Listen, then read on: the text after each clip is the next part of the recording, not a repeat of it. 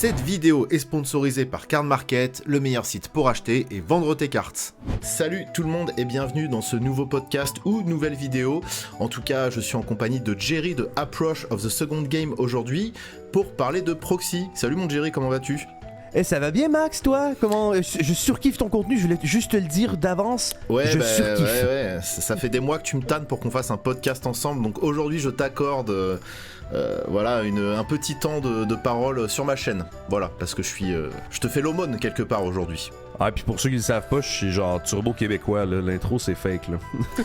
Ouais, puis en plus, je t'en dois une belle parce que je sais pas si les gens sont au courant, mais il y a quelques mois, je t'avais invité pour le fameux podcast Viens, on parle pas de Magic, que j'ai très vite abandonné. En fait, j'ai rage quitte parce qu'il faut savoir que Jerry avait accepté du coup d'être le troisième invité de ce format que j'ai abandonné depuis, et il se trouve que j'ai perdu les rushs. Voilà, comme un gros naze, j'ai dû effacer quelques trucs sur mon ordinateur. J'avais eu un souci avec mon PC et j'ai dû formater une partie de mon disque dur. Et bien évidemment, je n'avais pas pris le soin de faire une copie des rushs que j'avais enregistrés pour le podcast, ce qui fait que je n'avais plus mon POV. Voilà, j'avais que le POV de Jerry. Et après 2 heures... et en plus, je suis deg parce qu'on avait fait exprès de pas trop échanger avant. C'était comme un date en fait. On avait organisé un date. Ouais. Et on avait échangé. Premier date. C'était notre premier date, ouais. Et on avait échangé quelques mots avant. On avait fait en sorte quand même de pas trop partager sur les réseaux pour vous offrir ce premier date. Et vu que je suis un gros naze et que je suis probablement le pire gars en termes de technique, malgré moi, j'ai supprimé les rushs. Donc je m'excuse, je prends solennellement la parole pendant cette vidéo pour m'excuser, Jerry. Et c'est pour ça qu'aujourd'hui... Il y a aucun stress, man. C'est pour ça qu'aujourd'hui je te réinvite pour parler de proxy. Et d'ailleurs je pense qu'on fera la suite de ce podcast. En tout cas on fera un match retour sur ta chaîne où on parlera... on n'est pas obligé de le dire. Je pense qu'on peut pour l'instant garder de toute façon, le sujet que je voulais parler, ça va prendre bifurquer vers autre chose. Donc on va juste faire un autre contenu sur ma chaîne. Puis de toute façon, vous allez pouvoir apprendre à connaître un peu ma personnalité via le podcast à Max. Fait que vraiment... On se lance? Bah là on va parler de Magic aujourd'hui, on va pas parler des sujets satellites à Magic ou à notre vie de créateur de contenu. Aujourd'hui on va parler des proxys. Pourquoi ? Parce que récemment j'ai sorti un petit short qui était extrait d'ailleurs d'une vidéo beaucoup plus longue. Alors c'est vrai que les shorts c'est difficile de développer un point de vue ou d'argumenter énormément dans une vidéo qui dure moins de 3 minutes. C'est pour ça qu'aujourd'hui on va revenir sur le sujet. Mais en tout cas c'était extrait d'une vidéo un peu plus longue où j'aborde le sujet des proxys. Et j'ai vu qu'en commentaire ça faisait pas l'unanimité les proxys. Ou en tout cas que tout le monde avait un point de vue différent en ce qui concerne les proxys. Donc pour ceux qui savent pas, on va quand même donner un petit peu la définition de ce qu'est un proxy. Un proxy, ça peut aller d'un basic land qu'on va personnaliser, ou d'un staple qu'on n'a pas les moyens d'acheter, et du coup on va imprimer ce qu'on appelle une fausse carte, tout simplement un proxy, pour remplacer cette carte dans notre deck. En gros, un proxy c'est une fausse carte, voilà, on va pas tergiverser. Un proxy c'est une fausse carte, et généralement on utilise un proxy parce que la carte est trop chère, ou qu'on possède déjà la carte, mais qu'elle est dans un autre deck, et qu'on en a besoin pour un second deck. Alors on peut faire imprimer ça par des professionnels, on peut le faire à la maison sur une imprimante. Il y a plein de façons en fait de générer un proxy. Pour moi, ce qui compte le plus, c'est que le proxy doit être lisible, c'est-à-dire que tout le monde à la table doit pouvoir le lire, et il doit suffisamment se différencier d'une vraie carte pour pas, entre guillemets, alimenter le marché de la contrefaçon. Ouais. Est-ce que tu donnerais une définition peut-être plus précise pour un proxy ? Non, mais moi ce qui me fait rire c'est que là, alors que tu parlais, je fouillais dans mon petit bac de recyclage dans mon bureau, parce que actually hier j'ai défait 3 decks de ma collection personnelle, puis j'avais des proxys à l'intérieur, puis je vais juste les montrer à la caméra. Moi c'est littéralement, ma technique que je fais de base, c'est littéralement, j'imprime un bout de papier comme tu l'as dit sur une imprimante, puis après ça je vais juste le mettre dans le fond par-dessus une carte, c'est ça. Je le sleeve. Puis c'est ça. Ça, c'est quand j'ai le temps, puis ça me tente vraiment de prendre le temps. Mais sinon, je vais montrer un autre exemple à l'écran. Ça, c'est vraiment Jerry qui devrait se forcer, là, mais puis c'est pas tant dans ta définition. Mais je sais pas si les gens vont voir parce que la caméra a pas l'air de faire le focus, mais j'ai pris un petit bout de post-it, puis j'avais écrit le nom de la carte dessus, puis je l'avais juste glissé sur une autre carte Magic, sur l'endos d'une carte Magic. Puis c'était ma proxy, de juste, j'essaye cette carte-là, j'ai pas encore pris le temps de la proxy pour de vrai. Évitez de faire ça beaucoup, parce que c'est chiant, parce que comme tu as dit, c'est pas lisible, puis c'est pas visible non plus. Mais en vrai, ça peut faire le taf pour une soirée si t'as envie de tester juste une carte à la chauffe de même. Là. Mais oui, donc très d'accord avec ta définition. Là, vraiment, faut faire attention à la contrefaçon. Souvent, moi, ce que j'ai vu, c'est des proxys que c'est comme une vraie carte, sauf que l'endo de ta carte est différent. Par rapport à ta proxy, genre, quand c'est... Fait que ça, tout de suite, ben, tu sais que c'est une fausse carte, fait que tu peux... Même si au final ça a vraiment le look d'une vraie, mettons une fetchland, quoi que ce soit, ben au moins à l'endo, tu pourras pas la vendre à quelqu'un parce que c'est pas un dos de carte Magic, puis t'es pas obligé d'être un professionnel pour savoir que c'est fake. C'est ça exactement. Donc là, Jerry vous a montré exactement ce qu'il ne faut pas faire quand on veut faire des proxys. Merci. Mais non, mais c'est vrai que moi je me rappelle que j'avais carrément une fois pris un basique et que j'avais retourné et j'avais marqué land tax. Tu vois, sur le dos de la carte. Bah oui. Alors les gens savent ce que fait Landtax. C'est vrai que quand vous êtes à la maison avec les copains, en vrai chacun fait ce qu'il veut. Encore une fois, c'est les discussions dans votre playgroup qui comptent avant tout. Mais c'est vrai que quand vous vous rendez à un événement ou dans un lieu public où ça joue à Magic, là si vous voulez faire un proxy, déjà c'est bien propres, là. Les proxys propres, voilà, on va appeler ça le proxy propre. Et puis faut aussi peut-être en parler, c'est une discussion aussi pré-game. Alors moi je sais que 99% du temps les gens ont aucun souci avec les proxys, mais c'est vrai qu'il peut y avoir aussi des arguments qui vont entre guillemets à l'encontre des proxys, on y viendra plus tard. Il y a une politique de Wizards aussi autour des proxys. Comme tu le disais, il faut que le proxy soit immédiatement visible, c'est-à-dire qu'il faut qu'on puisse déterminer si la carte est vraie ou fausse. Et c'est vrai que la technique la plus simple, c'est d'avoir un back qui n'est pas le back officiel de Magic, ou en tout cas d'avoir un indice suffisamment présent sur la carte pour comprendre que c'est une fausse carte. Alors les tournois homologués exigent évidemment des vraies cartes. Voilà, ça c'est la base.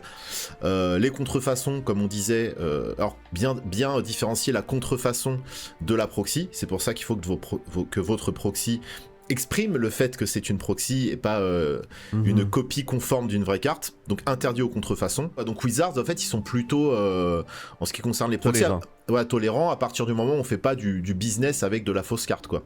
Voilà. Exactement. Puis, tu sais, même dans les compètes, c'est connu de souvent proxy les decks de la méta, vu qu'elle change beaucoup, puis que t'as pas envie de comme... Mettons que tu veux commencer un format de Magic qui est pas le Commander, un format 1 contre 1, ben t'as pas envie de te mettre à acheter tous les decks pour pouvoir essayer les match-ups en 1 contre 1. Fait que souvent ce qui est fait, c'est bon, j'ai mon deck, mais je vais me mettre à proxy par exemple 3-4 autres decks de la méta, puis mes amis vont pouvoir les jouer pour que je fasse des reps contre ces decks-là. Mais tu vas pas te mettre à justement acheter les cartes. Puis, tu sais, dans ces exemples-là, ben, je trouve ça super sain, même si dans l'idée, c'est d'un point de vue compétitif, d'y aller de cette manière-là. Puis, il y a pas, je pense, je sais pas, même en Commander, moi, mettons, je jouerais contre quelqu'un qui a son deck, c'est 100% des proxys. Puis, honnêtement, avec un astérisque, je n'y verrais aucun inconvénient de mon côté. Ouais, pareil. Bah, comme tu dis, en fait, être pro-proxy, c'est pouvoir s'adonner à plusieurs formats, parce que des formats comme le moderne ou les formats comme le legacy, enfin les formats un peu plus éternels, sont des formats dont le billet d'entrée coûte très cher. Donc avant même d'investir dans un deck, c'est bien de pouvoir le proxy pour le tester avec ses potes et savoir...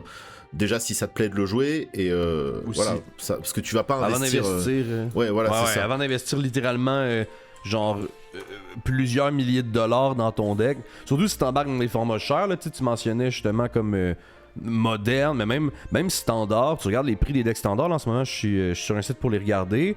Les decks ça tourne entre le moins cher que je vois dans la top méta standard en ce moment, c'est 250$ en standard là.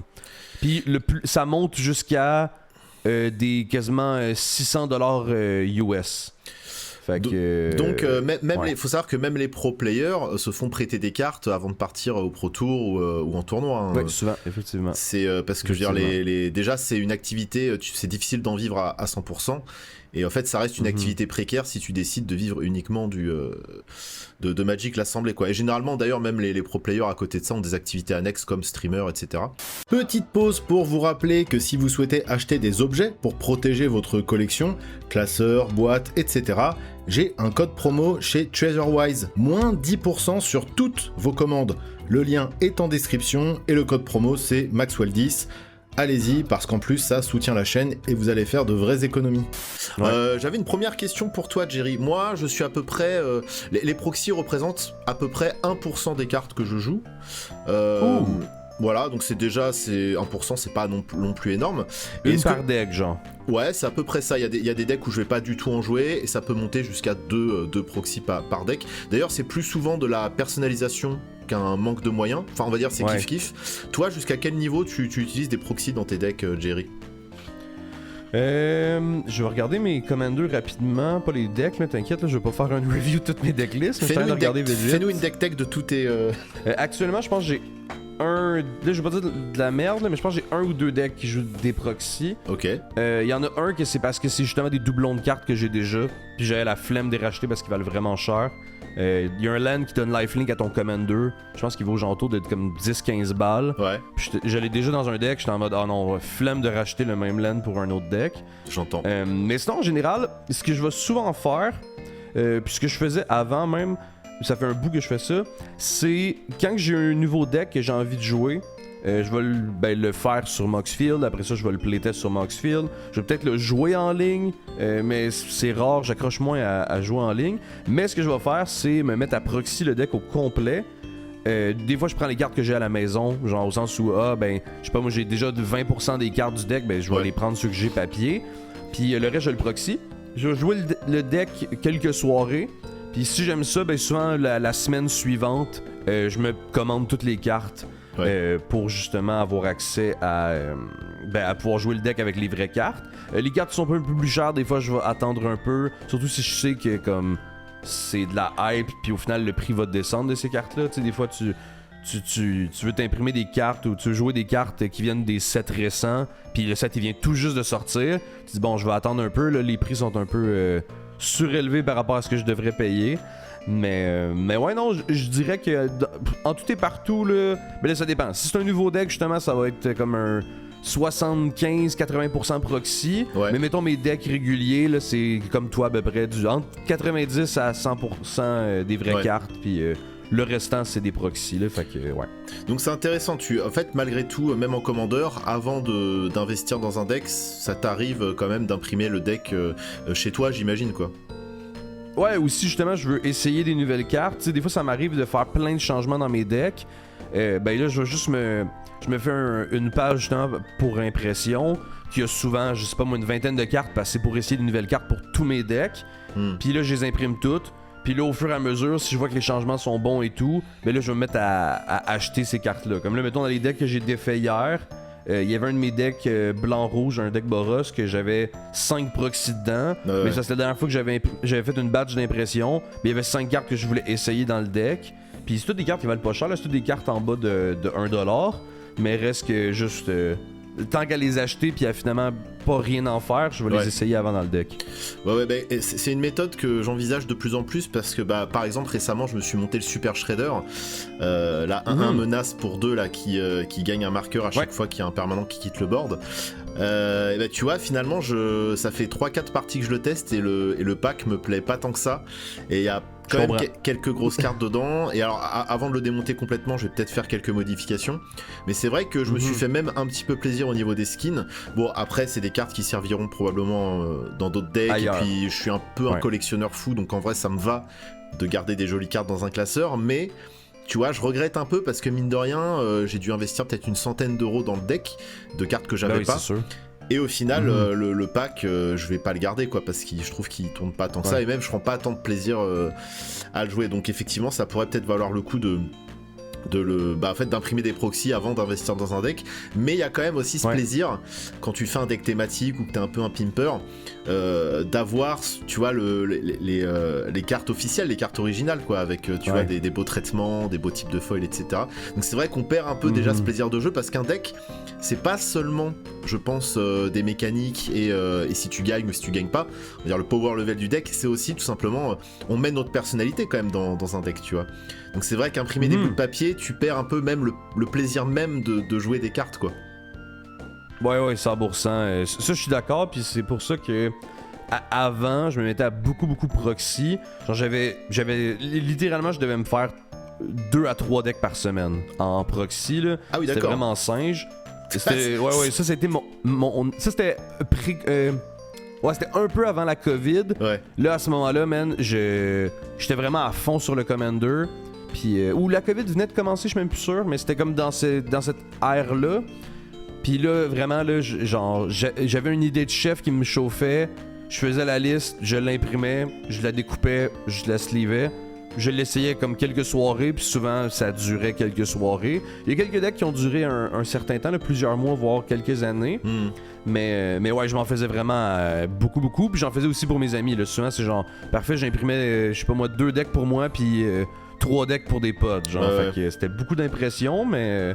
C'était le fun parce que ça changeait beaucoup la méta, puis ça m'a permis aussi de comme explorer plein d'archétypes que, en tant que nouveau joueur, tu te dis « Ah, tel Commander de l'air super cool, un peu comme ton Super Shredder. » Finalement, tu le laissais, puis t'es en mode « Bon, parfait, je viens de sauver 400$ parce que je me ferai pas le deck pour de vrai. » Ouais, complètement. Alors après, plus le temps passe, plus on sait ce qu'on aime jouer, et plus on arrive à pressentir si le deck va nous plaire ou pas.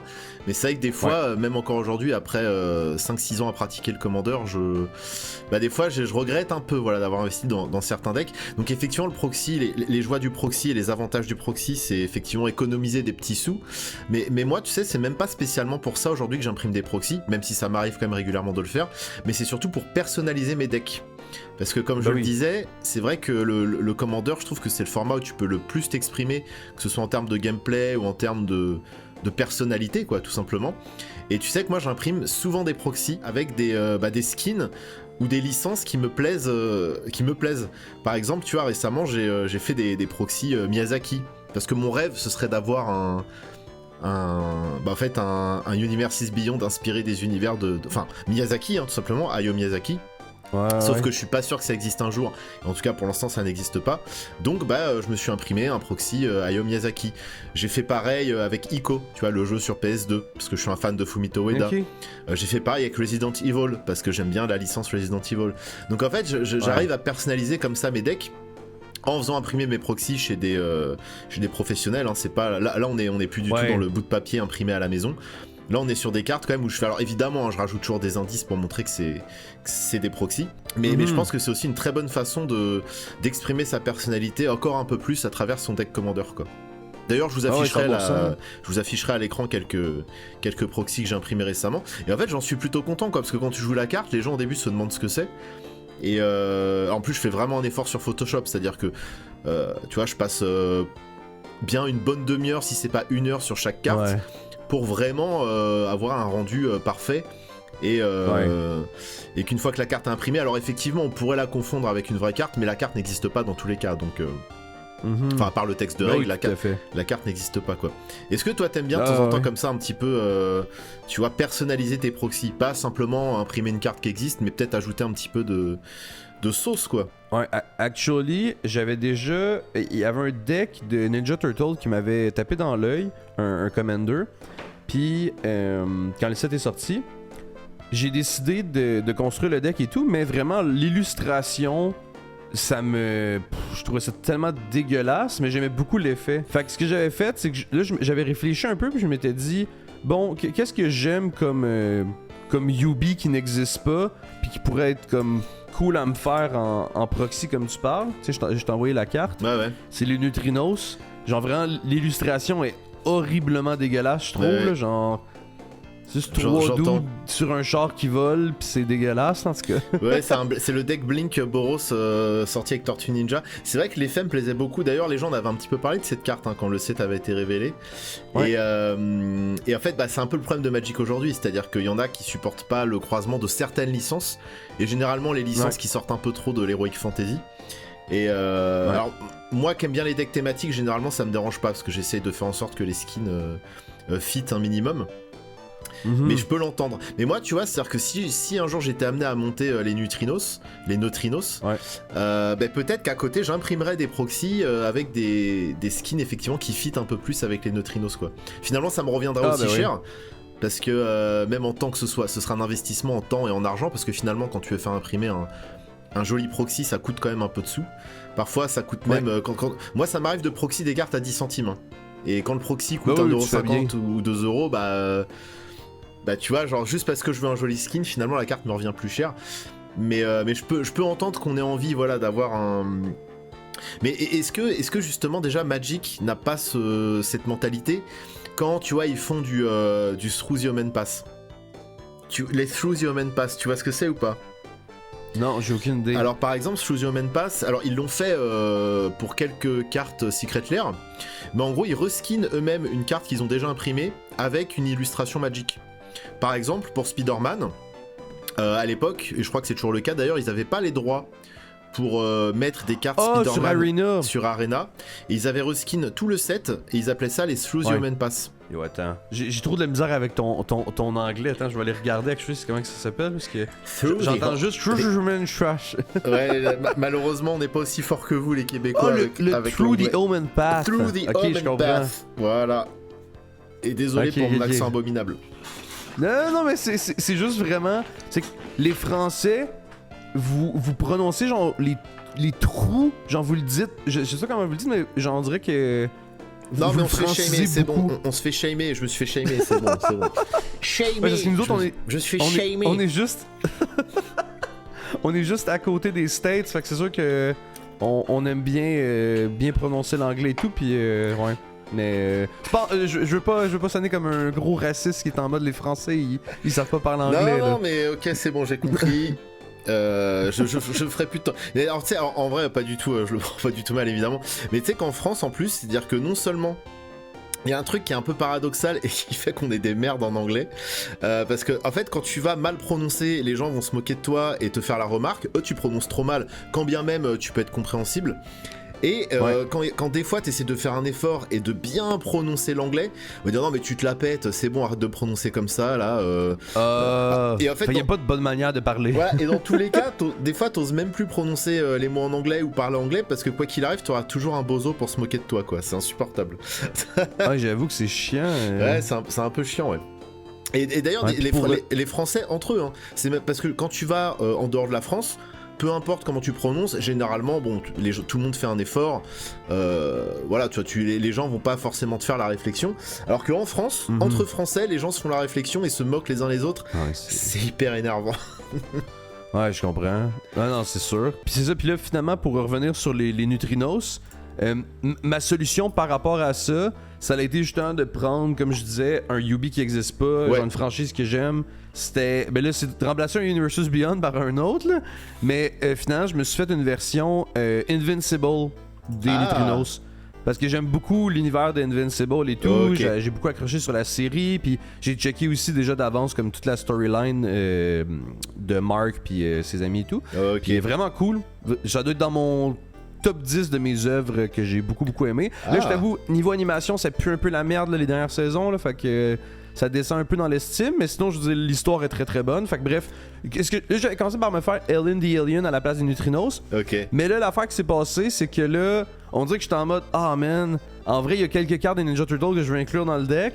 Fait que là, finalement, j'ai commencé à proxy des versions des cartes qui venaient dans le fond des Ninja Turtles dans mon deck. Pour faire un deck thématique genre justement Invincible. Plus que ça avançait, plus que j'étais en mode ben pourquoi je fais pas tout le deck thématique Invincible. Donc là, ce qui s'est passé, c'est que là, je passais des heures à trouver quel personnage fit avec tel effet. Puis j'ai fait une bonne trentaine de cartes pour le deck. Trop bien. Pour finalement réaliser que j'avais la flemme Puis que je ferai pas le deck finalement. ouais, mais ça prend du temps, mine de rien. Faire les arts, pour faire en sorte que tout fit bien sur Photoshop, puis les faire imprimer, etc. C'est moi voilà, je dois avoir créé une petite trentaine de proxys. Et d'ailleurs on vous les affichera et tu m'enverras aussi tes œuvres d'art parce qu'il faut que les gens voient.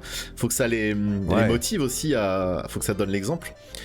Faites des proxys, c'est le kiff. Faites des proxys. Donc on le disait justement, il y a quand même des limites aussi dans les proxys. Donc il y a les fake cards, comme on disait. C'est-à-dire qu'il faut bien différencier le proxy fait maison pour économiser des petits sous ou pour la personnalisation de vos decks, de la fake card qui effectivement est là pour scammer les gens. Et alors ça, c'est des choses que j'ai vu revenir en commentaire. Il y a aussi des bozos qui s'amusent à faire des decks full proxy avec que des staples à 40 balles. Ouais. Alors là, le problème, encore une fois, c'est pas le problème du proxy, c'est le problème des gens avec qui vous jouez. Parce que moi, de base, je ne joue pas avec des gens qui ont des decks bracket 5 avec que des staples dedans. Ça m'intéresse pas de jouer contre des decks CEDH, quoi qu'il arrive. Et effectivement, il y en a, plutôt que de personnaliser leur deck ou prendre la petite carte qui va rajouter un peu de sel dans le deck, ou effectivement d'imprimer des doubles qu'ils ont déjà à la maison ou dans d'autres decks, vont se faire des decks à 1500 balles full proxy. Alors là, effectivement, moi je suis pas spécialement d'accord avec ça. Ouais, non, tout à fait. Et en vrai, ça, tu vois, c'est souvent l'argument que j'entends quand les gens sont contre les proxys. C'est « Oh non, mais yo, tu sais quoi, moi je paye pour la carte, puis toi tu vas juste pas payer pour. » Puis cet argument-là, je le déteste, parce que ça devient juste j'ai plus d'argent que toi, donc mon deck va être meilleur, genre.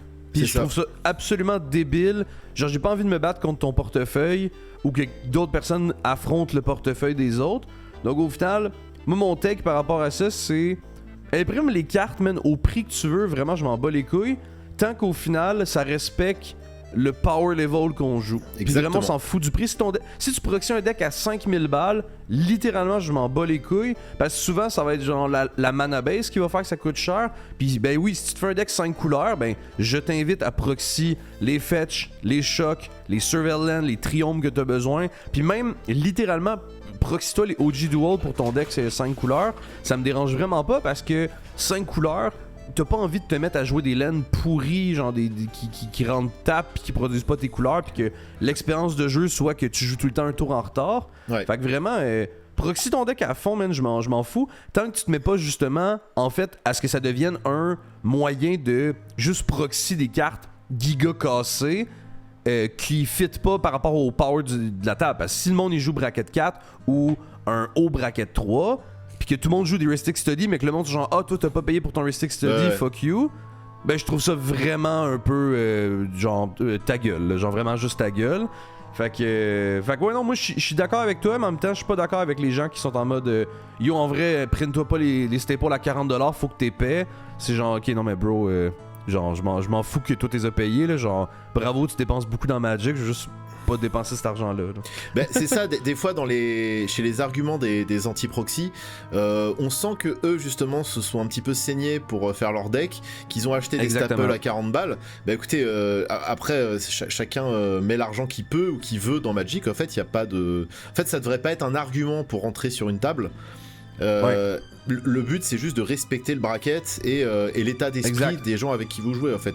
Mais effectivement si vous jouez à des tables bracket 5 avec que des gens qui sont là pour gagner tour 4, on se bat pas contre des portefeuilles, donc à ce moment là on devrait accepter des decks full proxy avec que des staples à 40 balles. Par contre effectivement si tu t'es proxy un deck à 1500 balles de proxy et que tu vas affronter des mecs bracket 2 ou 3, bah là effectivement que t'aies des proxy ou pas, t'es un bozo, ça m'intéresse pas de jouer contre toi, proxy ou pas d'ailleurs. Donc encore une fois, le problème c'est pas les proxys, c'est les gens qui impriment les proxys, c'est les gens avec qui vous jouez.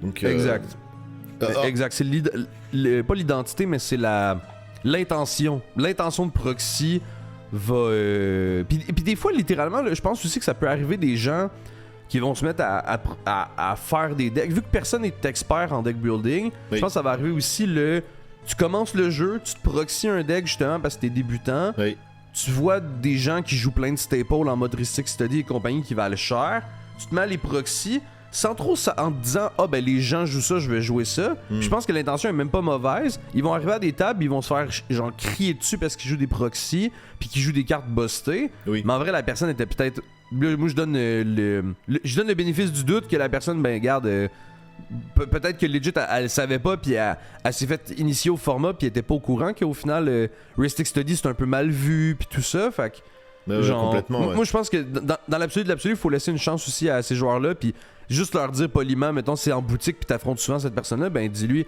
écoute, tu sais, genre j'aime beaucoup jouer avec toi et tout, mais je trouve que tu sais, souvent tu te mets à proxy des cartes un peu brisées, juste pour le fait que c'est brisé, il y a pas tant de synergie avec ton deck, on aimerait ça que tu puisses te faire des decks vraiment qui peut-être sont plus synergiques ou qui joue moins justement Gaia Cradle dans tous tes decks là. Ouais, c'est ça, quand il y a une personne qui est entre guillemets en période d'initiation, faut pas non plus lui sauter dessus en lui expliquant que c'est un connard de faire des proxys et d'imprimer tout son deck staple en proxy, parce qu'effectivement peut-être que les tables ou les playgroups où il a joué avant, c'était peut-être des tables un peu toxiques ou des tables à déo bracket. Et dans ce cas, faut lui expliquer gentiment. Ouais, ou que tout le monde faisait ça, là. Genre, si tout le monde se met à proxy des decks, justement, avec Gaia Cradle dedans, puis Ristic Study, ben tant mieux, puis ça va être une méta qui va fonctionner, mais c'est sûr que si t'arrives dans la boutique où que les gens jouent des précons, ben c'est sûr que ton deck avec Gaia Cradle, Ristic Study, ben tu peux le remballer, là. Complètement, il y a aussi un argument des anti-proxy qui est, c'est pas bien de faire des proxys parce que ça fait perdre de l'argent aux boutiques. Alors là je suis pas d'accord du tout, parce que je pense que dans tous les cas, peu importe si demain je me fais des decks full proxy, je continuerai quoi qu'il arrive à donner mon argent aux boutiques, que ce soit IRL ou sur card market, sachant qu'en plus de ça, moi en boutique j'ai quand même beaucoup tendance à acheter du produit scellé pour faire du scellé, pour faire du limité et plus particulièrement du scellé. Et de toute façon, moi quand je vais squatter une boutique pour jouer, généralement je paye ma loc entre guillemets en achetant toujours 2-3 boosters avant de partir, quoi. Donc toi t'en penses quoi de cet argument qui dit oui, en fait en imprimant des proxys vous faites couler les boutiques? Moi ça me fait beaucoup penser à la philosophie de Kant, tout ça, c'est l'impératif catégorique de juste se dire ben moi si je fais ça, c'est une action immorale de me mettre à, mettons, juste tout proxy mes decks, parce qu'au final, si tout le monde se met à proxy tous ses decks, qui est justement l'impératif de Kant, ben au final, les boutiques vont juste fermer parce qu'ils feront plus d'argent. Mais ce qui est cave avec la philosophie de Kant, c'est qu'au final, ça... Il y a plein d'exceptions à la règle, / tu peux pas te mettre à pousser cette règle-là à tout le monde, parce que les gens vont quand même dépenser de l'argent, parce que comment tu vas sleever tes decks, genre ça te prend des playmats, ça te prend des dés, juste en général il y en a qui vont vouloir acheter leurs cartes et tout, fait que il y a jamais un monde où ce que je vois que tout le monde va se mettre à proxy tous ses decks, surtout que le jeu est à un stade où on s'entend, je pense qu'il y a une bonne partie des gens qui achètent les cartes à l'unité, mais il y a aussi beaucoup de gens qui aiment le thrill un peu de l'auto, d'ouvrir des boosters. Fait que même au-delà de justement construire ton deck avec justement des cartes du 99 en achetant dans les boutiques les cartes en individuel, il y aura quand même les scammers, les gens qui veulent, les collectionneurs qui vont acheter des grosses booster box collector, puis ça va quand même runner les game stores. Je pense en plus même que je suis plus sûr de ce que je dis là, fait que prenez pas ça pour du cash, mais je pense que ce qui donne le plus d'argent aux boutiques, c'est d'acheter des produits scellés en plus. Mais ça, je suis plus sûr. Alors j'avoue que acheter des cartes à l'individuel. Ouais, j'ai pas forcément la data. Il me semblerait que c'est même plutôt les accessoires qui font gagner plus d'argent. Bon alors, déjà deux choses. Premièrement, je pense que fermer Magic aux pauvres, parce que c'est de ça dont il s'agit en fait, c'est-à-dire que bah écoute, tu peux pas te payer un deck, bah tant pis, tu joues pas avec nous. Bah déjà c'est se couper potentiellement à de futurs clients, parce que peut-être que le mec qui va s'imprimer quelques staples ou qui va faire des decks entièrement en proxy, et bah si Magic lui plaît, il reviendra plus tard effectivement peut-être consommer des petits boosters, du playmat, de la sleeve, participer aux événements boutiques en faisant des AP, etc. Donc se fermer toute une partie de la clientèle qui aurait pas peut-être au début l'envie d'investir dans du carton, c'est potentiellement des futurs clients que tu vas perdre. Donc déjà voilà. Bah oui. Et en plus de ça, Wizards, il me semble, par rapport aux chiffres qu'ils ont donnés ces 2 dernières années, a un chiffre d'affaires qui est en hausse exponentielle depuis même un peu plus de 2 ans, hein, notamment grâce aux Universes Beyond comme Seigneur des Anneaux, Final Fantasy, etc. Avatar, donc, voilà, donc moi très franchement, je me fais pas trop de soucis pour le business de Wizards. Il y a un problème quand même autre que les quelques personnes qui impriment des proxys, c'est les scalpers. Le nombre de personnes qui vont dévaliser... Alors, d'ailleurs, c'est peut-être un peu moins valable pour Magic, même si on les a de plus en plus avec les Secret Lair notamment. Mais je m'inquiète peut-être un peu plus des gens justement qui vont acheter en masse certains produits pour les revendre plus cher sur leur boutique ou sur Vinted, etc. plutôt que des quelques personnes qui vont... Alors les deux problèmes sont décorrélés, donc un problème n'annule pas l'autre, mais ce que je veux dire c'est que plutôt que de s'en prendre aux gens qui de temps en temps impriment des proxys ou se font des decks proxys pour les tester et qui de toute façon ensuite iront consommer naturellement dans les boutiques, prenez-vous-en peut-être je sais pas, au fait que les produits sont de plus en plus chers, que Hasbro a une politique de marketing hyper agressive qui fait que certaines personnes n'ont plus accès au jeu, et aux scalpers qui vont choper les Secret Lair et parfois des produits genre là on le voit avec le Hobbit en ce moment, qui vont s'accaparer les produits pour les revendre 2 fois le prix au marché noir.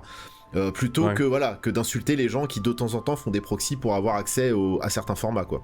Ouais, je peux donner un bon exemple quand même qui vient de me popper à l'esprit, mais moi quand j'étais à l'université, j'étais très pauvre, genre j'avais peu d'argent et tout, c'était la première fois que je vivais en appartement, l'université on le sait ça coûte cher, puis c'était dans mes tout débuts de Commander, littéralement quand j'ai commencé l'université et tout, j'avais commencé depuis pas très longtemps.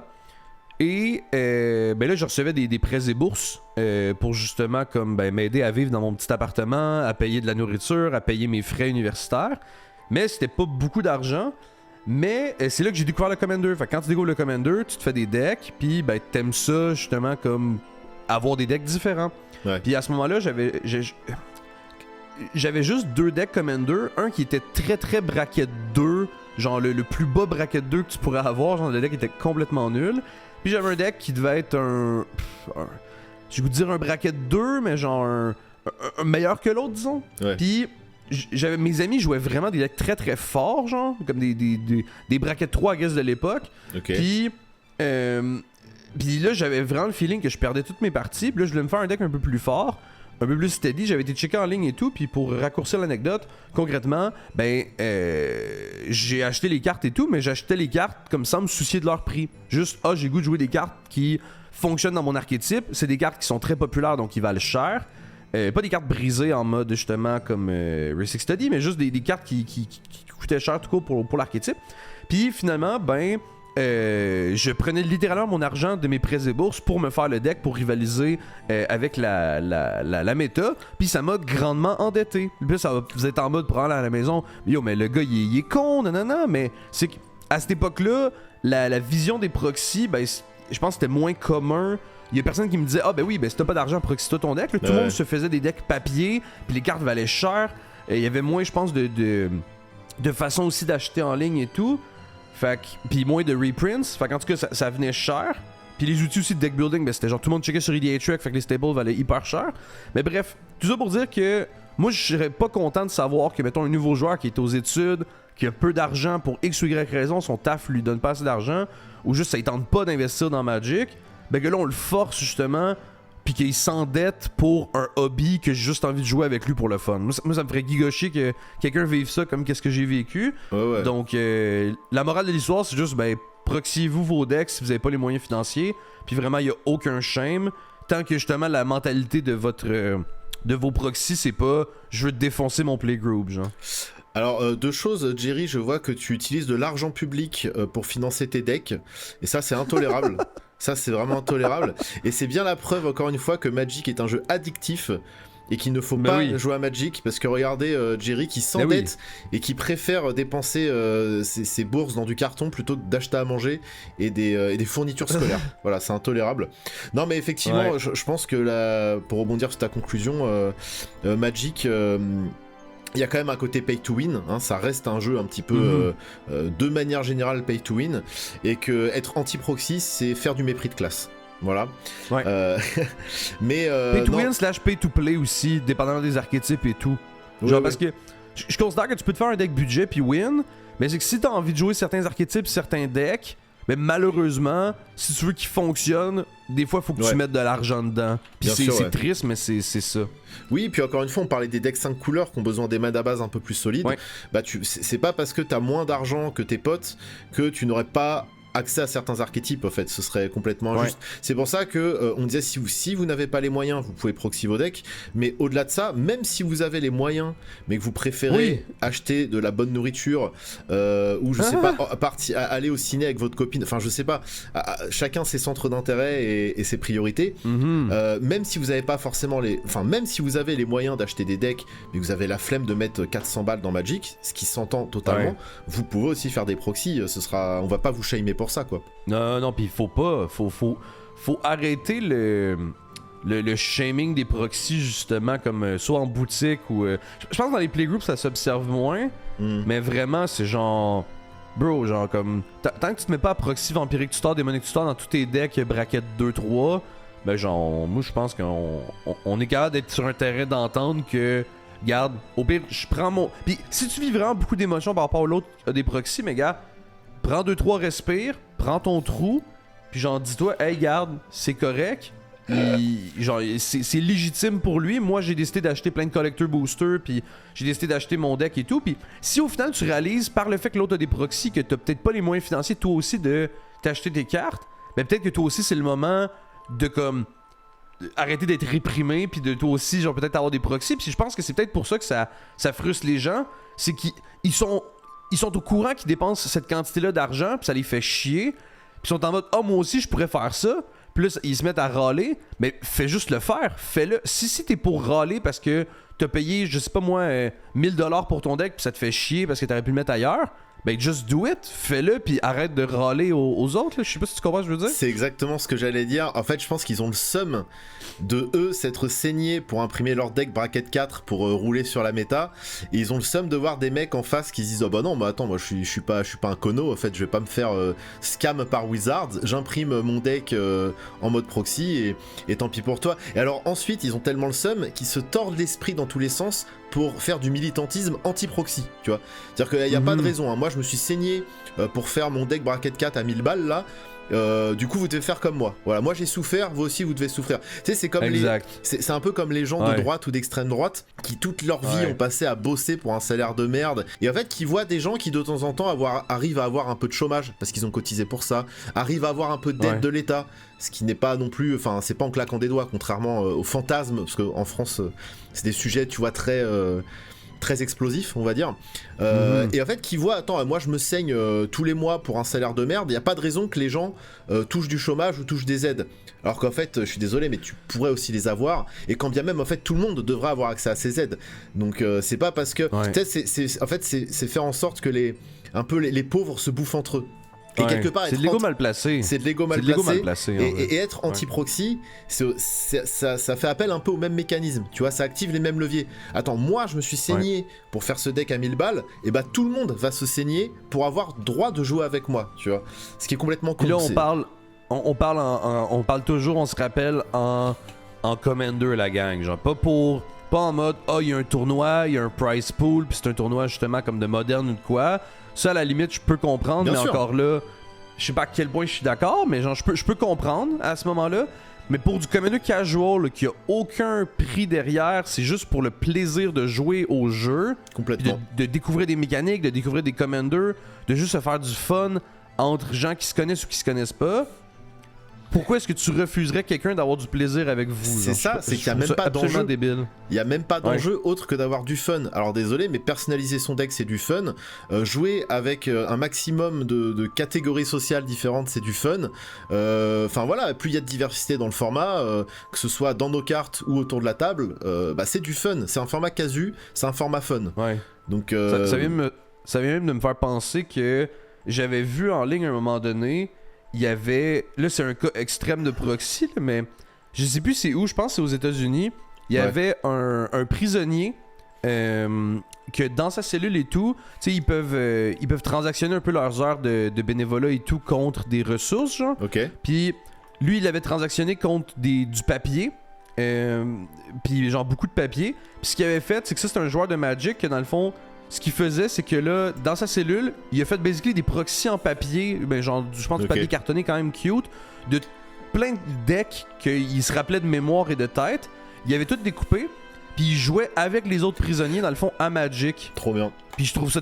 Puis tu vois, je trouve ça juste super cool comme initiative de... Ben de un, vous vous divertissez, puis vous avez pas besoin d'avoir accès aux cartes physiques pour avoir votre fun.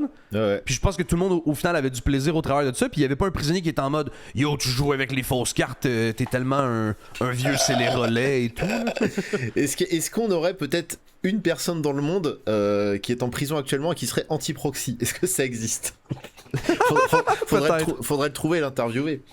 Ouais, parce que lui, tu vois, cool. Au parloir, sa femme lui a amené ses vraies cartes. Alors, il n'y a pas de raison que les autres jouent avec des fausses cartes, en fait. Hein. Lui, il s'est plié en 4 pour avoir accès aux vraies cartes. Alors, tout le monde dans la prison devrait avoir accès aux vraies cartes. Il n'y a pas de raison. Comme dans les Dalton, tu sais, de genre, tu mets la lime dans le gâteau là, pour sortir de cellules. Là, il a mis son deck Magic Commander dans le gâteau qu'elle lui donne. Puis là, il est genre, les gardiens de prison ne savent pas. Exactement. Maintenant, je te propose de lire quelques commentaires. Alors, en vrai, la plupart du temps, il n'y a pas eu tant de commentaires entre guillemets de haters. Il y a eu voilà, une petite poignée de commentaires anti-proxy.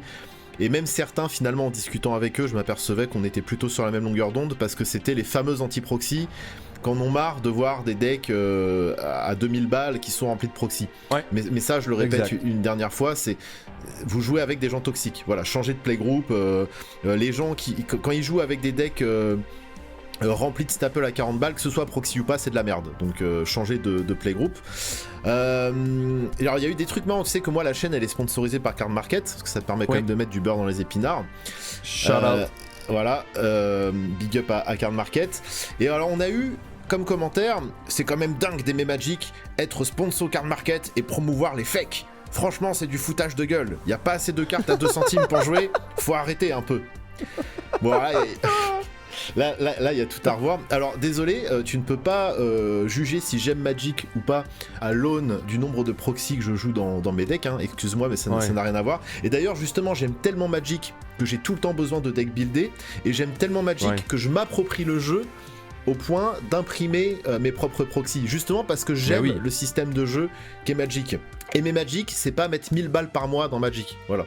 Non, du tout. Puis même, je trouve ça un peu stupide parce que tu sais, sur Card Market, puis même en général sur les sites, même ici, tu as des frais de port à acquitter quand tu fais des commandes. Puis des fois, c'est un peu difficile de faire ta commande de carte parce que même si la carte est à 2 centimes, ben tu l'achètes à un vendeur que là, tu as des frais de port. Là, tu achètes d'autres cartes à un autre vendeur, etc. Puis j'ai découvert ça en allant en Europe, justement, cette espèce de fonctionnalité-là de Card Market, puis que les gens au final, même si vos cartes vous les payez pas cher, vous payez quand même beaucoup de frais de port. Que ça, ben c'est normal, mais ça finit que votre deck, mettons, qui en théorie vaudrait, je sais pas moi, 50 €, ben avec les frais de port, ça peut monter quand même vite. Vous pouvez, genre, je sais pas combien, mais vous pouvez facilement passer le deck aux 70-80 € finalement, voire peut-être plus. En fait, la fonctionnalité dont tu parles, c'est le Shopping Wizard, où en gros, l'algorithme, il y a un algorithme qui va chercher toutes les cartes les moins chères aux frais de port les moins chers, et il va te faire des paniers regroupés. C'est-à-dire que s'il trouve, même si la carte, elle est pas à 2 centimes, peut-être qu'on dit une carte à 2 centimes, c'est une expression, elle est à 2 centimes sur Card Market, mais si tu rajoutes 2 € de frais de port, ta carte elle est à 2 € et 2 centimes. Donc lui, ce que fait le Shopping Wizard, c'est qu'il va te trouver toutes les cartes, même si elles sont à 2 centimes, il va les trouver à 10, 15, 20 centimes chez des vendeurs. Mais effectivement, s'il trouve toutes ces cartes là, même si elles sont un peu plus chères chez le même vendeur, et ben il va te faire le panier avec toutes les cartes à 2 centimes qui du coup sont à 10 centimes, mais t'auras qu'une fois les frais de port. T'auras peut-être 3 à 4 € de frais de port. Mais tes cartes sont pas 2 centimes finalement, ils sont 10 centimes, des fois plus cher que ça. C'est ça, donc les cartes ne valent plus 2 centimes. Donc non, c'est pas du foutage de gueule. Et en fait, l'argument sur être sponsor Card Market et promouvoir les fakes, alors déjà, on a bien dissocié les fake cards des proxys, c'est pas la même chose. Il y a une petite erreur de compréhension entre les fake cards et les proxys visiblement. C'est l'argument des boutiques, c'est-à-dire oui, à cause de vous, les fans de proxy, les boutiques vont couler. Non, pas du tout. On a déjà argumenté là-dessus.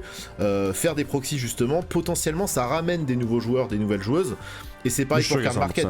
Je veux dire, les gens qui sont sur Card Market, c'est la moitié, c'est des boutiques professionnelles. Pour l'affaire du champ des cartes à 2 centimes et tout, ben comme je disais tantôt, de 1, ben ok, ta carte va coûter ça, mais à cause des frais de port, à cause que finalement tu pognes pas la version la moins chère pour regrouper ensemble, ben c'est que tout mis ensemble bout à bout, ton deck finit quand même par coûter des sous. Bien genre, sûr, ouais. Ton deck coûte pas 2 centimes, là. Ton deck va coûter plus cher que ça, puis la recette, t'as les sleeves à acheter, possiblement si t'en as pas, ben des dés, un playmat, fait que ça revient vraiment plus cher que ça, puis c'est un peu un lobby de riches au final, Magic. Fait que moi je pense que l'affaire de le deck vaut 2 centimes, ben c'est un peu les cartes en tout cas à 2 centimes. Puis aussi, side note là-dessus, la personne pourrait être en mode non, mais tu sais, t'as ouvert des boosters, t'as ouvert des trucs, ben je joue avec les cartes que t'as, puis achète quelques cartes. Mais en vrai, moi, je vous avoue, quand je joue en boutique, puis j'affronte quelqu'un qui joue avec les cartes de sa collection, s'il y a pas une grosse collection, ben je trouve ça un peu inintéressant de jouer mon deck que il y a 100% synergie, j'ai acheté 100% des cartes du 99, puis là j'affronte quelqu'un qui joue avec les cartes de sa collection, puis vraiment son deck a ni queue ni tête, pas vraiment de synergie, a genre quelques cartes qui sont bonnes dedans, mais sinon tout le reste c'est genre des bulk rare ou littéralement du draft shaft. Ben moi ça me fait un peu chier parce que j'ai l'impression d'être unfair avec lui, puis je préférais qu'il se fasse un deck proxy avec 100% synergie puis qu'il ait rien payé, qu'il joue les cartes qu'il avait à la maison puis que ça y ait rien coûté, ou du moins que ça y ait coûté peu d'argent. Moi personnellement, j'aime pas ça me mettre à déjà savoir que j'ai un avantage sur quelqu'un d'autre puis que mon deck est plus fort que tout le monde. Ouais, bah je suis complètement d'accord. En fait, l'argument... Alors déjà, il y a une méta. Dans le Commander, il y a une méta. Les gens qui disent qu'il n'y a pas de méta, c'est faux. Il y a une méta, et les gens qui vont jouer totalement en dehors de la méta, alors comme tu disais, par exemple, prendre son bulk et builder un truc à l'arrache avec, bah c'est hors méta. Alors certes, le deck va tourner, encore tourner, je veux dire, le deck sera jouable. Ouais. Mais moi j'ai pas forcément effectivement envie de réduire le power level de mes decks juste parce que des gens n'ont pas les moyens de jouer méta. Voilà. Ensuite, alors moi j'ai quand même un ou deux decks vraiment bracket 1 un peu à la con justement pour potentiellement jouer, et notamment avec les débutants qui ont ces decks un petit peu basés sur leur bulk. Kitchen table, ouais. Vraiment en mode kitchen table, pour me dire voilà, bon, peut-être que cette personne pour l'instant elle a la flemme d'imprimer des proxys et ou elle a pas les moyens de s'acheter un vrai deck.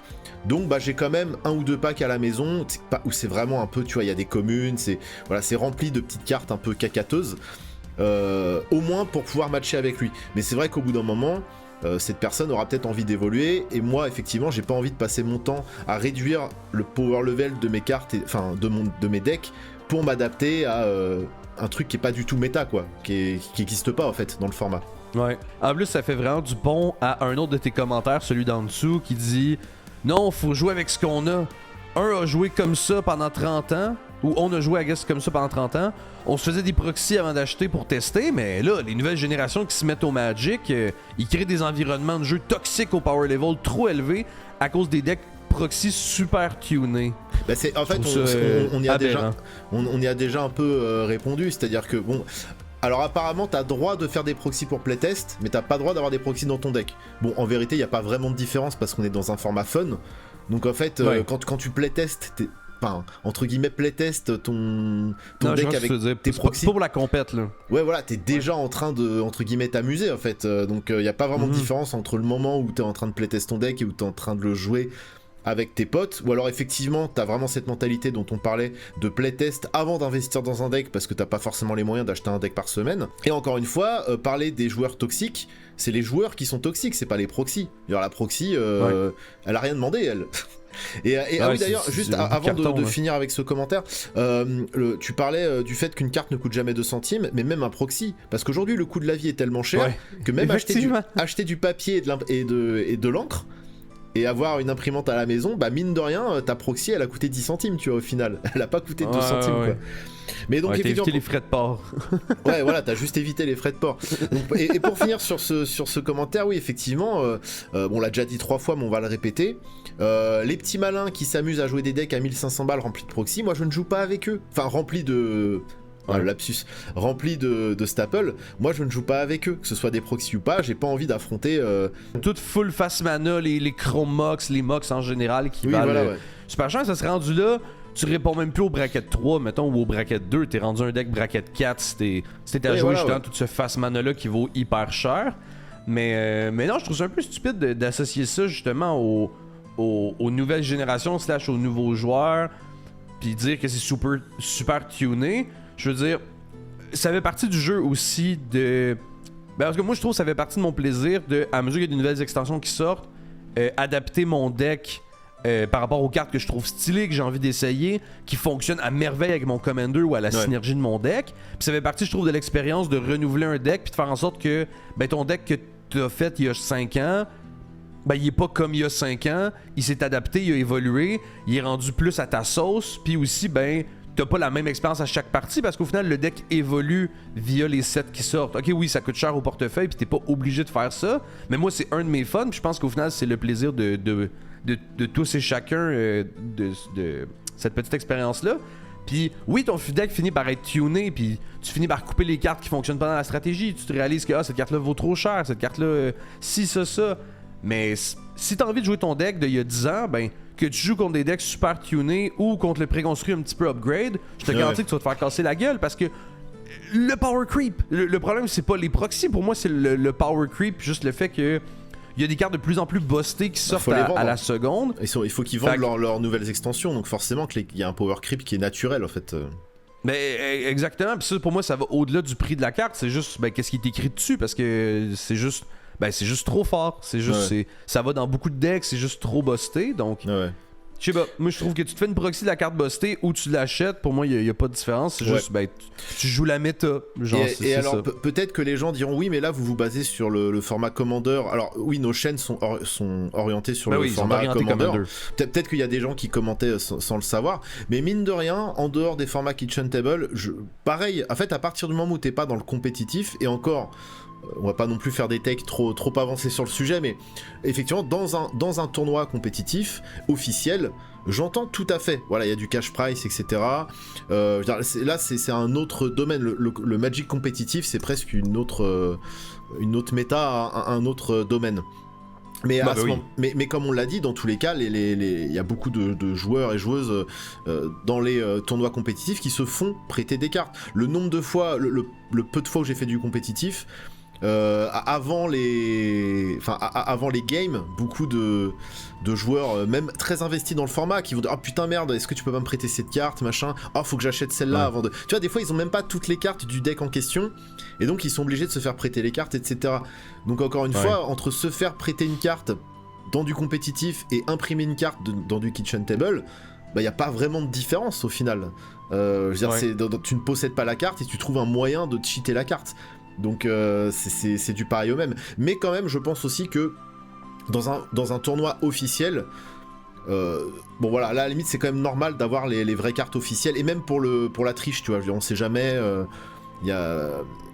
À ce moment-là, voilà, c'est dans un environnement compétitif, je trouve ça, enfin compétitif officiel, parce que tu peux faire du compétitif à la maison, mais dans du compétitif officiel, ou avec du cash price, ou des sélections pour avoir accès à un autre tournoi, etc.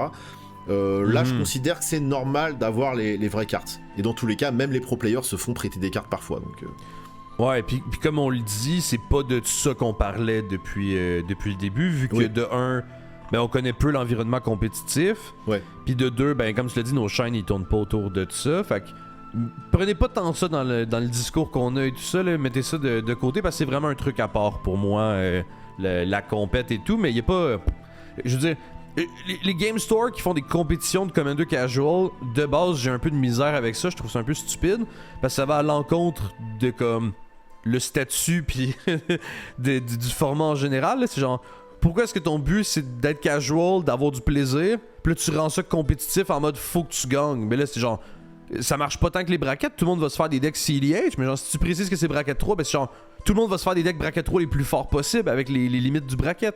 Moi c'est stupide un peu. Je peux l'entendre parce que c'est l'histoire du format, tu vois. Magic à la toute base, si on prend le jeu Magic, c'était pour taper le carton dans les files d'attente des conventions. Donc on aurait pu dire Magic aurait dû rester un truc Kitchen Table et devrait pas y avoir de truc compétitif. Mais moi je trouve ça logique et presque naturel qu'un format fun à la base se transforme en compétitif. Faut juste savoir différencier le fun du compétitif, mais moi je trouve ça naturel qu'un format casual à la base avec les années devienne compétitif, et c'est ok, tu vois, s'ils ont envie d'aller faire du compétitif de leur côté, grand bien leur face, hein.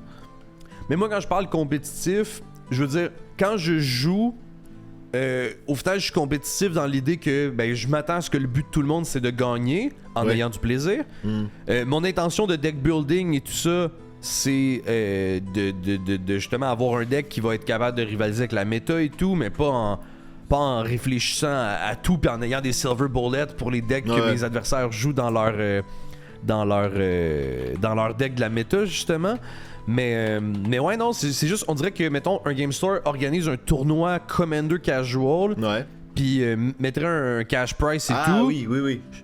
Okay. Je sais comment, je trouverais ça un peu à l'encontre de ce que le format veut faire. Je serais genre, si c'est, mettons, des prix de participation ou de quoi, là, je serais genre, ok, cool. Mais ça change l'intention de jeu, je trouve. Ça change vraiment l'intention de jeu, puis aussi l'intention de deck building. Tu vas pas te pointer avec ton deck Commander Casual que t'as déjà. Si tu veux vraiment gagner, tu vas te pointer. Ou les gens, moi je pense qu'ils sont un peu rapaces, vont vraiment se faire des decks pour l'événement, avec les limites du bracket, mais vraiment cranker au maximum. Genre, plus vraiment de synergie, quasiment plus des brackets 4 dans l'idée. Oui. En vrai, ça, je trouve ça juste un peu stupide, mais c'est correct. Non, mais oui, je comprends ce que tu veux dire. Oui, c'est pas le plus gros des problèmes. Mais ça empoisonne un peu le format parce qu'effectivement, à la limite, si tu vends ton événement comme un événement CEDH. Exact, ça fonctionne. Ben oui. Ça fonctionne. Mais si tu dis c'est du Commander avec un classement et du cash price, là, effectivement, c'est un peu bizarre. Là, je comprends pas trop l'intérêt. Et effectivement, ça va aller en fait à la limite du. Parce qu'encore une fois, on le disait, mais c'est vrai que on avait débattu autour de l'utilité des brackets ou pas lors de la dernière fois que tu m'as invité. Du podcast. Dans ton dernier podcast. C'est vrai que moi je me rappelle de certains decks que j'ai pu builder ou que certains membres de mon playgroup ont fait qui sont sur le papier du bracket 2 mais qui sont en fait du bracket 3 qui défoncent quoi, tu vois, vraiment. Et pareil, moi ça m'est déjà arrivé de builder des decks qui sur le papier peuvent être 3 ou 4 mais en fait qui sont gentils et qui peuvent rivaliser avec du bracket 2, enfin qui sont quasiment au même niveau que du bracket 2 parce que l'intention de jeu, quand bien même un peu par hasard parce que ça synergise ou parce que voilà il y a un combo avec la carte, je vais me retrouver avec des game changers, mais en fait tout le reste du deck est tellement low power que ça peut rivaliser avec un précon largement, tu vois. Donc encore une fois c'est l'intention de jeu et c'est vrai que transformer ça, prendre tous ces codes qui en fait se définissent surtout dans des discussions pré-game et en faire du compétitif, c'est un peu travestir le format et dans ce cas à la limite faites plutôt du CEDH, ce sera plus crédible quoi. Ouais, ou du Duel Commander ou du Duel Commander qui est fait pour ça. Ou d'autres formats compétitifs de 1 contre 1, mais non, je pense que si t'as envie de jouer en Commander Casual pour de vrai, je pense que t'es prêt à accepter toutes les personnes qui rentrent dans le format puis que leur but c'est d'avoir du plaisir avec les autres là. Fait que dans ce cas-là, dans cette idée-là, moi je pense que la personne soit différente de toi, ait pas les mêmes manières d'agir, ait pas les mêmes moyens, ben au final on s'en fout puis tu fais juste comme l'accepter à la table tant que la personne est respectueuse puis est gentille. Exactement. Pas, la personne qui te manque de respect puis t'envoie chier, ben il faut que tu l'acceptes. Je te dis juste, si la personne est respectueuse de justement votre power level, elle vous mentionne en pré-game, hey, j'ai quelques proxys dans mon deck, mais vraiment c'est juste des cartes que j'ai pas réussi à me procurer, ils sont rares, ou c'est des cartes qui valent un peu cher, je voulais les essayer, ou hey, mon deck est full proxy, mais tu sais c'est vraiment un deck bracket 3, j'ai pas de game changer, inquiétez-vous pas, si je vous roule dessus, je m'excuse, je changerai de deck au pire. Genre, je pense que ça fait partie de la game là. Moi j'ai un de mes amis que je joue avec très régulièrement. En fait, j'ai même plusieurs de mes amis que c'est le cas, là, mais là, je pensais à un que lui, je pense qu'il n'y a aucun deck. Non, c'est pas vrai. Il y a un deck actuellement qui est avec juste des vraies cartes, mais sinon, tous ces decks, c'est full proxy, à l'exception des fois de genre quelques cartes dans le deck qu'il y avait déjà dans sa collection ou quoi. Puis, il n'y a pas l'intention de changer ça tout de suite. Puis, des fois, les decks, ils valent cher, genre, tu sais, je pense qu'il y a un deck justement comme peut-être 400 ou 500$ US. Puis vraiment, ça fait partie de la game. Genre, tout, j'ai des decks à beaucoup plus cher que ça, puis moi, c'est des vraies cartes, mais je m'en fous qu'il joue son deck avec full cranké le plus fort possible pour le du bracket 3. Genre, c'est juste, ça fait partie de l'expérience de, hey, il est aux études, il a pas l'argent pour ça, il a pas envie d'investir là-dedans. Éventuellement, il va peut-être acheter les cartes, mais vraiment, je m'en fous. Là. Moi, j'ai juste le goût de jouer contre son deck qui va rivaliser avec le mien, genre. Ce sera un petit peu la conclusion, je pense. Tu vois, alors, les personnes qui disaient en commentaire qu'on respectait pas les boutiques et qu'on respectait pas Wizards, je rappelle que la volonté de Wizards et l'état d'esprit de Magic, en tout cas, en façade, qui est donné par Wizards, c'est que le jeu doit être inclusif. Peu importe ton origine sociale, culturelle, la taille de ton portefeuille, Magic est censé être un jeu inclusif. Ce qui va tout à fait à l'encontre des prix qu'ils mettent sur les boosters, parce que de plus en plus, effectivement, on voit, je crois qu'en l'espace de... Enfin, entre avant le Covid et après le Covid, le prix des produits scellés a quasiment doublé. C'est-à-dire, moi, un booster... je payais 3,50€ maximum en boutique il y a 10 ans, tu vois, même pas, il y a 6-7 ans. Maintenant, un booster de jeu, c'est 6 balles, parfois un peu moins, parfois un peu plus, mais c'est en moyenne entre 5 et 6 euros un booster de jeu, donc ça a quasiment doublé. Donc là, en termes d'inclusivité pour le portefeuille, désolé Wizards, il y a un loupé à ce niveau-là. Mais Wizards nous dit que c'est ok de faire des proxys. Donc non, c'est plutôt nous qui sommes dans l'état d'esprit du jeu, plutôt que les gens qui disent que en fait on respecte pas les boutiques et on respecte pas Wizards. C'est faux. On l'a prouvé pendant 1 heure, c'est faux. Ouais. Donc voilà, en conclusion, faites des proxys. Que ce soit à la fois pour vous approprier le jeu, parce que c'est ça qui est le plus important, je pense, dans le jeu, enfin même dans l'art en général et dans vos passions de manière générale.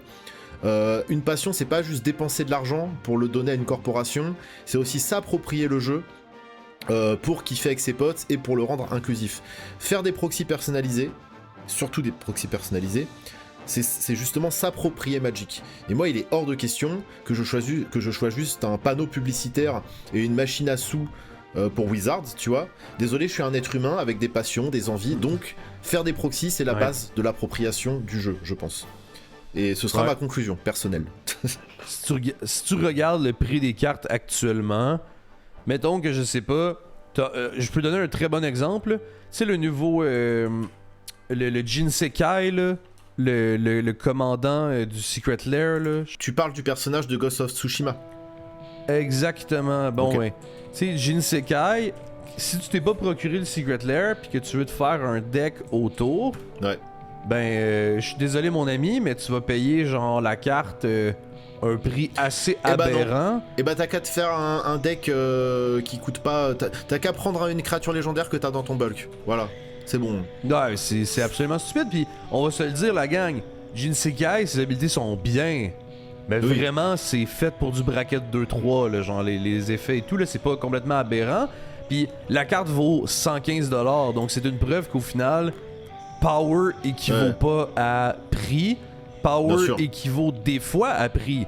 Mais souvent, le prix équivaut à l'accessibilité de la carte. Puis là, c'est juste qu'elle a été sortie dans un seul Secret Lair qui était très très populaire, qui s'est fait scalper et tout. Donc là, la carte vaut justement comme 115$ US. Mais comme, si mon ami veut se faire un deck Jinsekai qui vient, genre mettons que je sais pas, il trippe sur le personnage de son jeu vidéo et tout, puis que là, il a envie de se le faire, je vais pas lui dire yo, dépense genre 150$ canadiens, puis fais-toi le deck, mais là, t'as juste le Commander, là. C'est absolument aberrant. Je vais dire, fais-toi un deck full proxy, puis vraiment, on s'en fout, j'ai envie de... Tu joues ton deck que t'aimes de personnage là. Puis en plus de ça, encore une fois, les gens qui disent que les proxys tuent le jeu, c'est totalement faux. Parce que moi, par exemple, je suis fan de Ghost of Tsushima et je découvre qu'il existe une carte Magic Ghost of Tsushima que je peux jouer dans le format Commander, le format que tout le monde joue autour de moi. Je vais sur Card Market ou je vais en boutique ou peu importe. Et là, je vois que la carte, elle coûte X euros et que j'ai pas les moyens. Bah, si j'ai entendu parler des proxys, je me dis bon, bah, je vais faire un proxy. Et par contre, bah, toutes les autres cartes qui sont dans le deck, dans les 99, bah, je vais les acheter en fait. Il y a juste mon commandant que j'aurais proxy. Par contre, bah, j'aurais donné de l'argent à Wizards et aux boutiques parce que bah, les 99, je les aurais achetés quoi. Donc, parce que ton deck va valoir en bas du prix du chef. Ton deck au complet va coûter, je sais pas moi, 50-60 balles, mais le chef va t'en coûter le double de ça. Ouais, c'est ça. Et bon, effectivement, c'est quand Wizard a décidé de ne plus faire de print on demand, mais de faire plutôt des tirages très limités des Secret Lair, c'est là qu'on a vu qu'en fait, Magic potentiellement pouvait se faire target par les scalpers, quoi. Comme c'est le cas pour Pokémon et plein d'autres TCG. Et là, je suis désolé, Wizards, plan de merde. De ce que j'avais entendu, ils ont jamais actually fait de print on demand Wizard pour les Secret Lair. Actually, ce qu'ils faisaient, c'est qu'ils imprimaient une quantité astronomique de Secret Lair. Ok. Puis tout sûr, puis là on avait l'impression que c'était un print on demand. Ok. Mais actually, ce qui se passait, c'est que les Secret Lair qui étaient pas vendus, ils faisaient juste les mettre à la poubelle.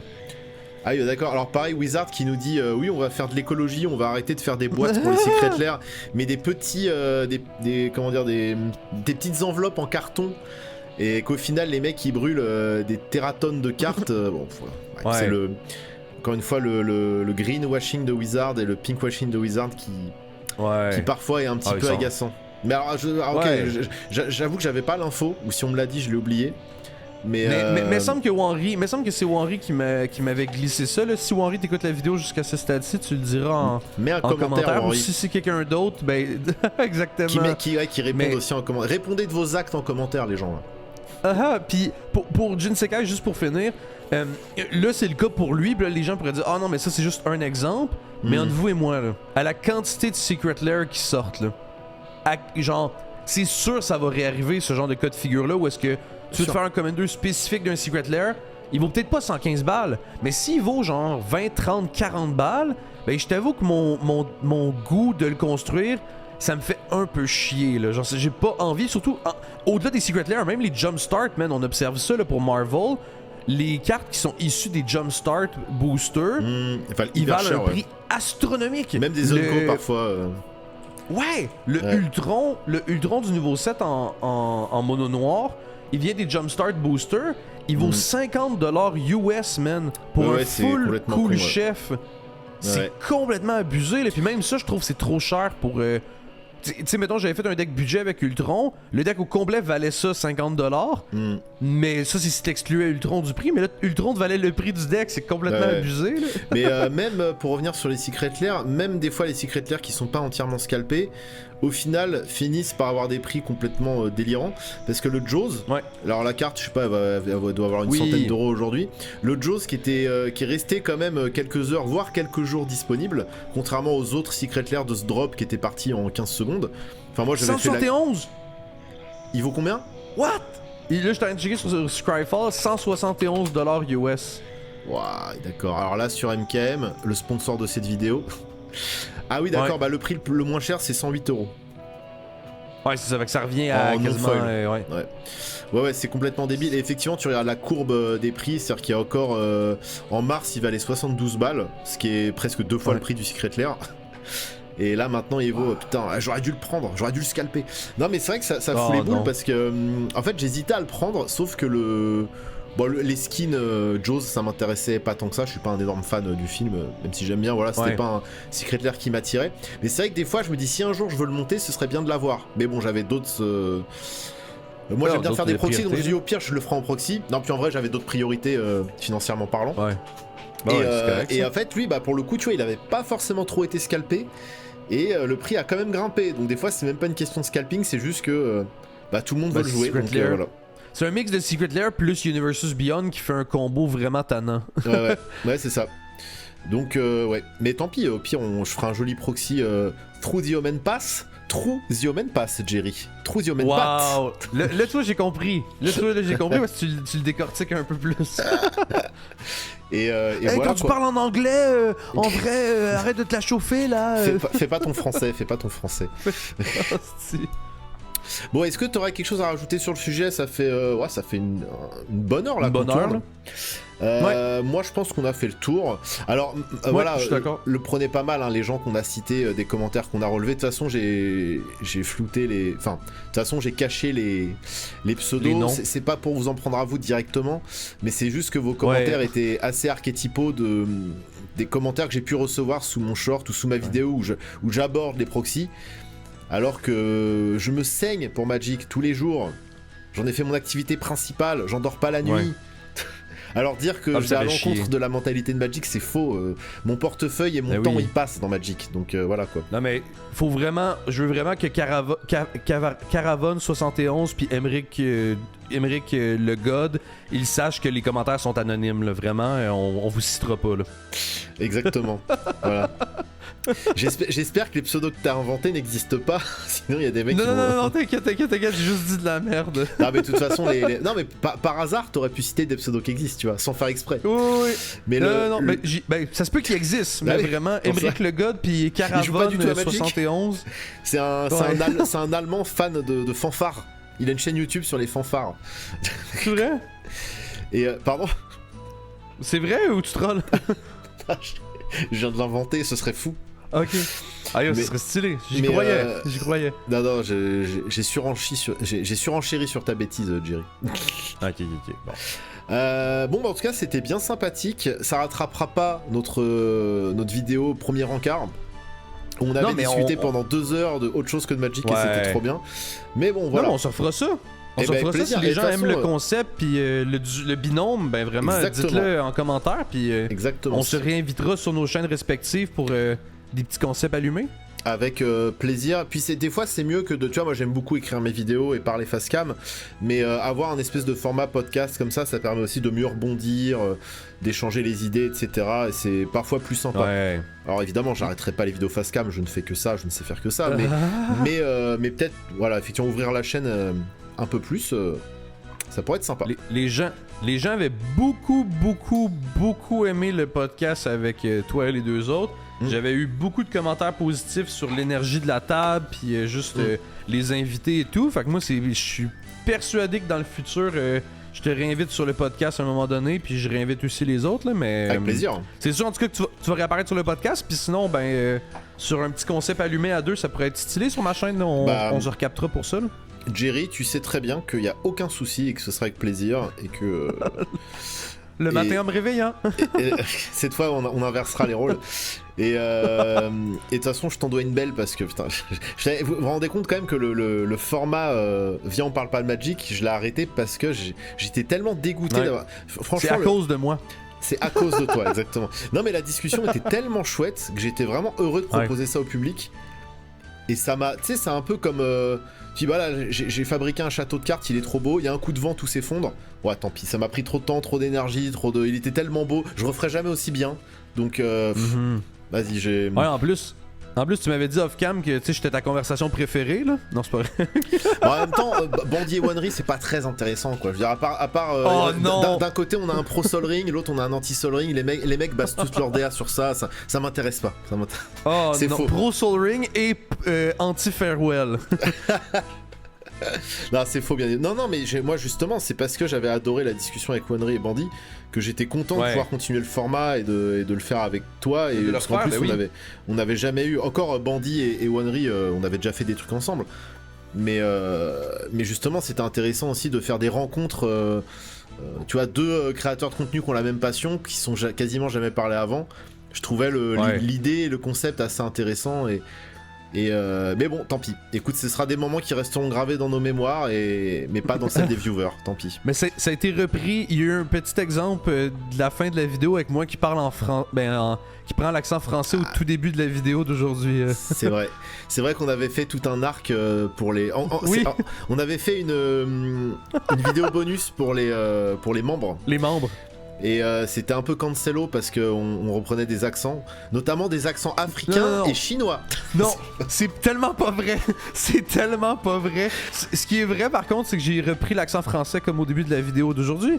Puis t'avais fait un accent québécois qui m'avait sidéré. J'étais genre what the fuck.